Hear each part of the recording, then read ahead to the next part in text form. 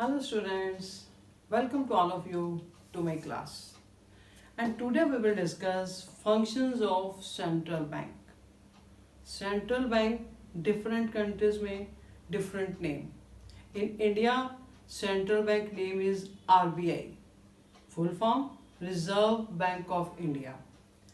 In UK, Bank of England के नाम से जाना जाता है.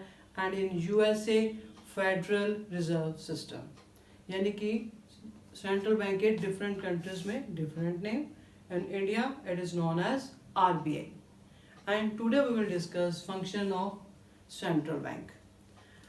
सेंट्रल बैंक यानी कि RBI, ठीक है. कह रहे central bank is an apex body. ये एपेक्स एक सुप्रीम बॉडी है. सुप्रीम बॉडी क्या करती है? दैट कंट्रोल करती है. ऑपरेट कैसे काम करना है. रेगुलेट्स रूल्स रेगुलेशन क्या होंगे. And directs the entire banking and monetary structure of the country. यानी कि what is central bank? Central bank is an apex body that control, operates, regulates and directs the entire banking and monetary structure of our country. जो हमारी country की जितनी भी monetary structure है, banking system है, RBI उसकी supreme power है. ठीक है. तो इसके क्या फंक्शन है कि भाई आपको what are the function of central bank 3 marks में लॉन्ग क्वेश्चन इकट्ठा भी पूछा जाता है. नहीं तो कोई भी इसका वन पार्ट 2 मार्क्स में पूछा जाता है. और सबसे इंपॉर्टेंट जो इसका पोर्शन आ रहा है आपके पास, control of money supply, controller of money supply.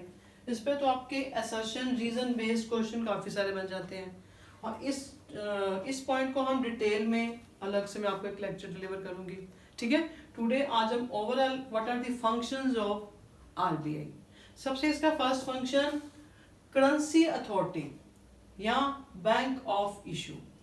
Central bank के पास ही सिर्फ एक सोल राइट है करेंसी इशू करने का. यानी कि अब सिंपल देसी हिंदी में नोट छापने का जितना भी जो भी काम है, सिर्फ सोल अथॉरिटी है इसके पास, RBI के पास. ठीक है. Except 1 rupee notes and coins. जो 1 रुपी नोट है और जो कॉइन है ये आपके मिनिस्ट्री ऑफ फाइनेंस के अंडर आते हैं. बाकी जितने भी जो भी नोट्स हैं आपके पास 10, 20, 50, 100, 500, 200 जितनी भी करेंसी है उसका सोल अथॉरिटी ऑफ RBI. उसके पास करेंसी इशू करने की सिर्फ सिंगल राइट है उसके पास, और किसी के पास वो राइट नहीं है. क्लियर. यानी कि करेंसी अथॉरिटी इसके पास अथॉरिटी है, सिर्फ सोल सिर्फ इसी के पास है, RBI के पास. सिर्फ आपने एक्सक्लूड कर देना 1 rupee notes and coins, that is ministry of finance. एक सोल अथॉरिटी का बेनिफिट क्या है? एक तो यूनिफॉर्मिटी रहती है. यूनिफॉर्मिटी मतलब एक जैसा सब जो भी है, करेंसी की वैरायटी नहीं आपको मिलेगी, एक जैसा रूप है. पावर टू इन्फ्लुएंस है. अथॉरिटी होने के कारण जो भी मनी सप्लाई की जो भी कैसे मतलब रूल्स रेगुलेट जो भी करना है, पावर है उसके पास. पब्लिक फेथ, हमारा जो फेथ बना रहता है, ठीक है, यूनिफॉर्मिटी के कारण. दूसरा लास्ट स्टेबलाइजेशन रहती है, ज्यादातर चेंजेस नहीं आती रहती फिर. Clear. That are the merits of currency authority. Sole authority है इसके पास जो उसके, ठीक है, मेरिट्स हो गए. सेकंड आपके पास आ रहा है बैंकर्स टू द गवर्नमेंट. ये जो आपके पास RBI है, बैंकर्स टू द गवर्नमेंट, जो गवर्नमेंट है उसका बैंक है. यानी कि कैसे? यानी कि ये एक्ट एज बैंकर्स, गवर्नमेंट के लिए बैंकर का काम भी करता है, एजेंट का काम भी करता है, and a financially adviser to the central and state government. कैसे कैसे? जैसे कि बैंकर्स टू द गवर्नमेंट, ये गवर्नमेंट्स का भी बैंक है. कैसे? जितने भी गवर्नमेंट के अकाउंट्स हैं, maintain current account for keeping their cash balances, उनके अकाउंट का कैश बैलेंस रखता है. एक्सेप्ट रिसीप्ट्स, गवर्नमेंट की रिसीप्ट्स जो भी पेमेंट फॉर गवर्नमेंट है सेंट्रल बैंक करता है. Gives loans to the government, government को के पास लोन चाहिए तो सेंट्रल बैंक उसको प्रोवाइड करता है. यानी कि बैंकर्स टू द गवर्नमेंट है, act as a banker. Banker के कारण ये क्या क्या काम करता है? Maintain their current account cash balances, accept receipts and make payment, gives loan to the government. ये है बैंकर बैंक. और एजेंट के रूप में कैसे काम करता है? Responsibility of managing public debts, जिसकी रिस्पॉन्सिबिलिटी है जितने भी जो गवर्नमेंट के डेट्स है उसको मतलब मैनेज करने की. फिर एडवाइजर भी है, सेंट्रल और स्टेट गवर्नमेंट को टाइम टू टाइम जो भी है इंफॉर्मेशन भी प्रोवाइड करता रहता है, फाइनेंशियल एडवाइजर. ठीक है, this was about bankers to the government, यानी कि सेंट्रल बैंक है, ये बैंकर्स बैंक है, एजेंट एंड फाइनेंशियल एडवाइजर के रूप में काम करता है. थर्ड पॉइंट आ रहा है बैंकर्स बैंक एंड सुपरवाइजर. ये जो सेंट्रल बैंक है ये आपके पास बैंकर्स बैंक है, यानी कि सब बैंक्स का हेड है. जो कमर्शियल बैंक्स हैं यानी कि state bank of India, Punjab national bank या जो भी प्राइवेट्स बैंक है, उन सब बैंक्स का it is head bankers bank. ये बैंकर्स का भी बैंक है. ठीक है, एंड सुपरवाइजर, सुपरवाइजर उनको पीरियोडिकली जो भी इनकी इंस्पेक्शन होती है वो भी करता है.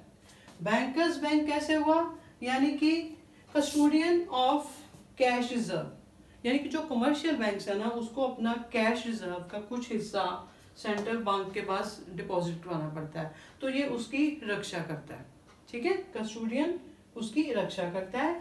Lander of last resort, lander of last resort का मतलब जब भी कमर्शियल बैंक को कहीं अपना फाइनेंशियल रिक्वायरमेंट जो अपनी पूरी नहीं कर पाते तो they will go to the central bank, तो central bank will help them. यानी कि लैंडर ऑफ लास्ट रिजोर्ट, जब कमर्शियल बैंक की कोई रिक्वायरमेंट्स नहीं फुलफिल होती फाइनेंशियल, दे विल, तो central bank act as a lender of last resort. And clearing house का काम भी करता है. ये क्लियरिंग हाउस यानी कि हर कमर्शियल बैंक का कैश बैलेंस के रूप में सेंट्रल बैंक के पास मनी पड़ी है, तो ये उनके जो क्लेम्स हैं इजीली सेटल कर देता है. Can easily settle claims of various commercial bank against each other by making debit and credit entries.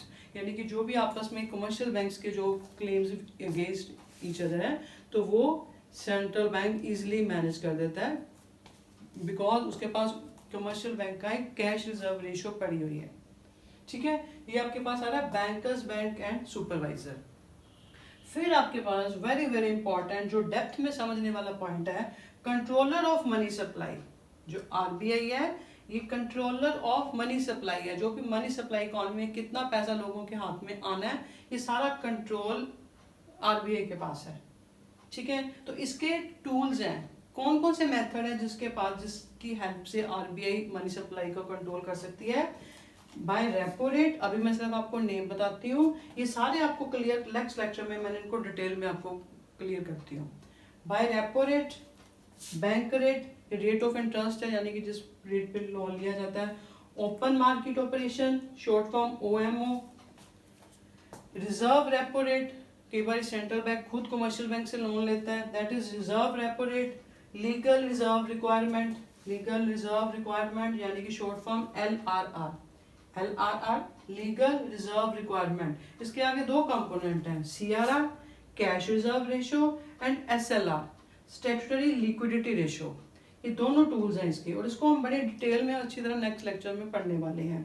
फिर आता है मार्जिन रिक्वायरमेंट, यानी कि ये सारे टूल्स हैं जिनकी हेल्प से गवर्नमेंट सेंट्रल बैंक ने मनी सप्लाई को कंट्रोल में करना है.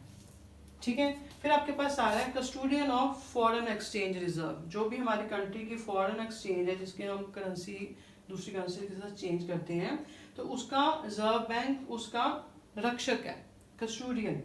ठीक है ना, रक्षक है उसका, क्योंकि all foreign exchange transaction must be जो रूटेड थ्रू आरबीआई के द्वारा किए जाने हैं. तो एक तो इसका बेनिफिट क्या हुआ, जिसको कि स्टेबिलिटी बनी रहती है, ज़्यादा फ्लक्चुएशन नहीं आती फिर चेंजेस. अगर सिंगल एक अथॉरिटी के हाथ में सारा काम हो तो आपकी स्टेबिलिटी रहती है, मेन बेनिफिट है. ठीक है, दिस वाज अबाउट आपके फंक्शंस ऑफ सेंट्रल बैंक. आपका जो मीनिंग है आपको क्लियर कट पूछा जाएगा, what is the meaning of central bank? Apex body that controls, operate, regulate and directs the entire banking and monetary structure of the country. और ये इसके function long question भी पूछा जाता है, नहीं तो अलग अलग पार्ट्स में पूछा गया क्वेश्चन. और ये तो आपको मैंने डेप्थ में फोर्थ पॉइंट बड़ी अच्छी तरह नेक्स्ट लेक्चर में I am going to explain you.